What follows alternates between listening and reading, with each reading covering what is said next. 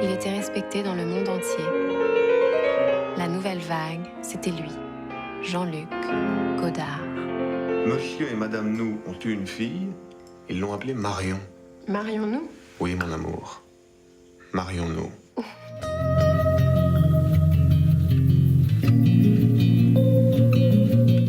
Non. Je crois qu'il a dit au tout début, quand quelqu'un lui a demandé, il a dit que c'était une idée stupide. Mais j'ai pris ça pour quelque chose de très humble de sa part, parce que la seule idée à ce moment-là, c'était de faire un film sur lui. Donc,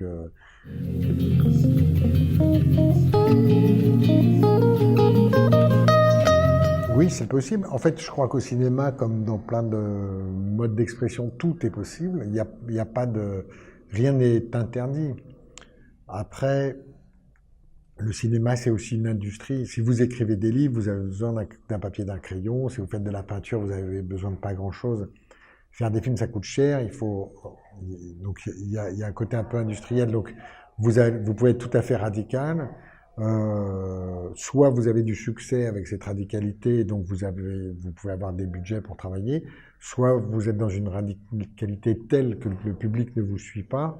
Et à ce moment-là, vous n'avez pas de budget pour travailler, mais rien ne vous empêche. Et d'ailleurs, Godard, à 87 ans, il continue de travailler en étant très radical. Il a voulu rentrer des préceptes révolutionnaires et égalitaires dans la manière de fabriquer du cinéma. Ça, moi, j'y crois moins. C'est-à-dire, je pense que le cinéma a besoin de quelqu'un qui insuffle. On appelle ça auteur, on appelle ça comme on veut, peu importe. Mais j'aime bien qu'il y ait une cohérence. Cette cohérence, elle peut venir d'un groupe, elle peut venir d'une personne, elle peut venir d'un duo, c'est pas très grave. Mais ça peut pas être les décisions soumises à la démocratie et au vote. C'est vrai que j'y crois pas.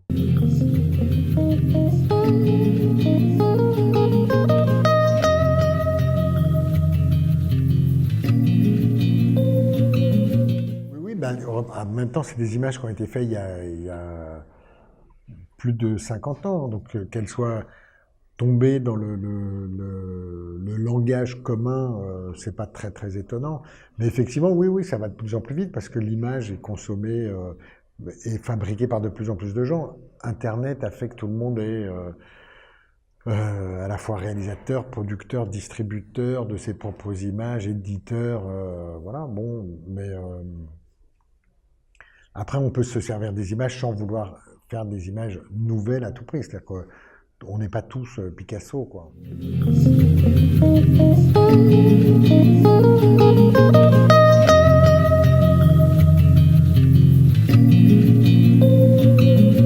Oui, le sens même du film, de toute façon, qui était le livre que j'ai lu de Anne Wierzemski, il y a une structure, il y a un mouvement qui ressemble à celui du mépris. Qui est effectivement une femme qui voit son mari partir un peu à la dérive et s'éloigner d'elle, et à la fin, elle n'a pas d'autre choix que de constater qu'elle ne l'aime plus. Donc ça ressemble un peu au mépris. Après, c'est vrai que moi, je fais un film qui est beaucoup plus classique que les films de Godard à l'époque, mais par contre, reprendre des motifs qui étaient ceux de son cinéma et essayer de les mettre dans une dramaturgie plus classique, ouais, c'était hyper amusant à faire, ouais. J'ai vraiment beaucoup aimé faire ça, de revisiter un peu son style et de le réutiliser à d'autres fins, de le détourner en fait. Ouais.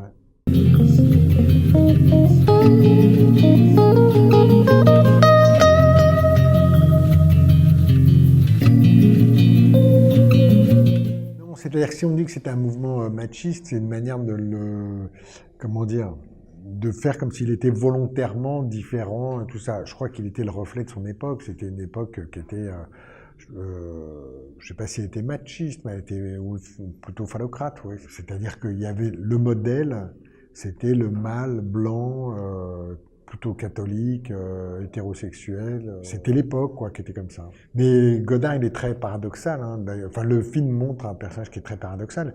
Il se veut révolutionnaire, mais dans le même temps, il est aussi très bourgeois. C'est-à-dire qu'il pense que sa femme doit le suivre. Il pense que... oui, bien sûr, c'est très paradoxal.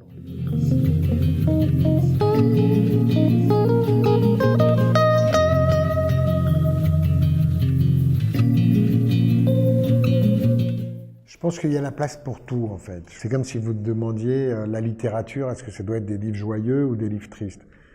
On ne peut pas demander à tous les livres d'être pareils, on ne peut pas demander à tous les films d'être pareils. Il y a un cinéma qui veut informer, qui veut ouvrir les yeux des gens. Il y en a un autre qui veut leur faire plus du bien et leur faire oublier justement ce qui se passe. Il y a des cinémas qui cherchent beaucoup sur la forme, d'autres qui cherchent beaucoup plus sur le fond. Moi, je crois qu'il y a la place pour tout le monde. J'ai fait des comédies et c'est très très valorisant et hyper agréable d'amener de la joie aux gens. Et en même temps, vous pouvez aussi les faire réfléchir sur des choses et vous pouvez aussi... mais oui, vous pouvez aussi leur ouvrir des espaces de réflexion et tout ça, bien sûr.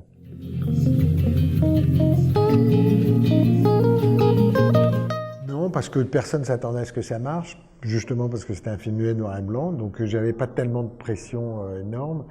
Et au contraire, non, j'aimais bien l'idée de faire un film original. Donc, de me dire que dans tous les films qui se faisaient cette année-là, j'étais le seul à faire un film muet noir et blanc. Donc, moi, j'aime bien faire des films originaux. Donc, non, j'ai pas du tout eu peur. Non. Bon, merci. Je ne sais pas bien à quel moment j'ai perdu le fil. Quelque chose s'est cassé et n'a plus jamais vraiment marché comme avant. Et vous savez quoi? Peu importe finalement. Parce qu'ainsi va la vie.